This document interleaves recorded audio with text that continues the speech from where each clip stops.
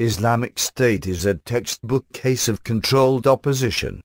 They're young, testosterone-laden lads, many of who have been raised on a version of Islam that is heavily infiltrated by Western spy agencies through agents and assets, to harness the psychology and ideology of jihad at its dispensary points, such as mosques.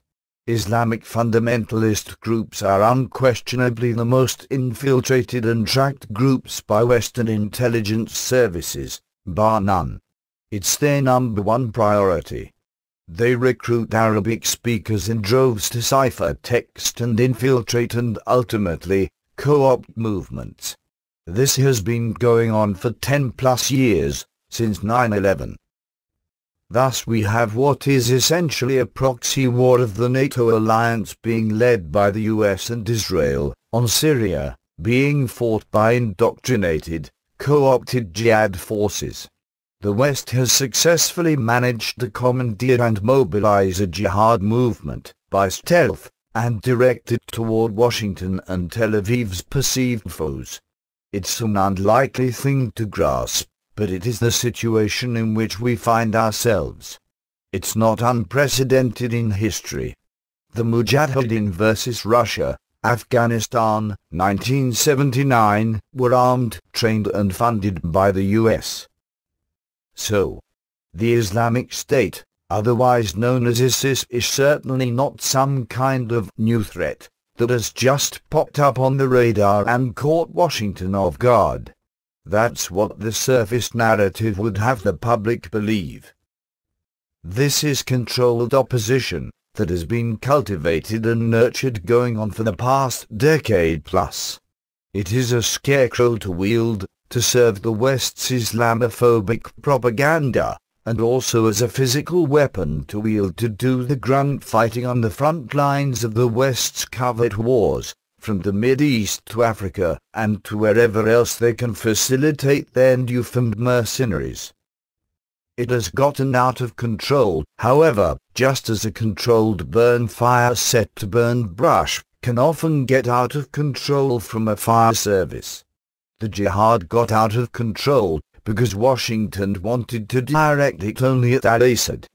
But it's spilled over the border, with Washington's full knowledge and tracking, and started to inflict an undesirable amount of civilian death. This over-the-top violence was allowed to go on for many months by its Western backers, in order to allow Rupert Murdoch and CNN to paint the whole of Islam as terrorist religion. Why would they want to do that? Why do they have an incentive to create Islamophobic propaganda? Because it mitigates sympathy in the hearts and minds of Westerners when, for example, they learn of atrocities being committed by Israel in Gaza on thousands innocent, non-combatant Muslims. It creates cognitive and emotional dissonance with Arabs and the Islamic world, or when, for example, we invade their lands on phony WMD charges in pursuit of their resources. This is why Western media puts out a steady stream of Islamophobia. Ever since 9/11, the goal has not been to eradicate Islamic jihad, but to control it, mobilize it and repurpose it for the West's goals. The goal has been to harness it as a weapon to be directed covertly at the West's enemies, to wield it as a propaganda weapon against Islam in general, and also to get Sunnis to fight Shia. The goal is for Muslims to destroy themselves. This is all part of the West's constructive chaos strategy for the Mideast. A parting question for the viewer, who trained Abu Bakr, the leader of Islamic State, of what to say and do. He was in Guantanamo for the past 5+ years.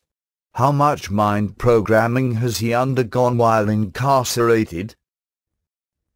In sum, we can't look at the ISIS group in isolation, in a vacuum. They are intimately connected with those who are now coming to the rescue to save us from the Islamic menace.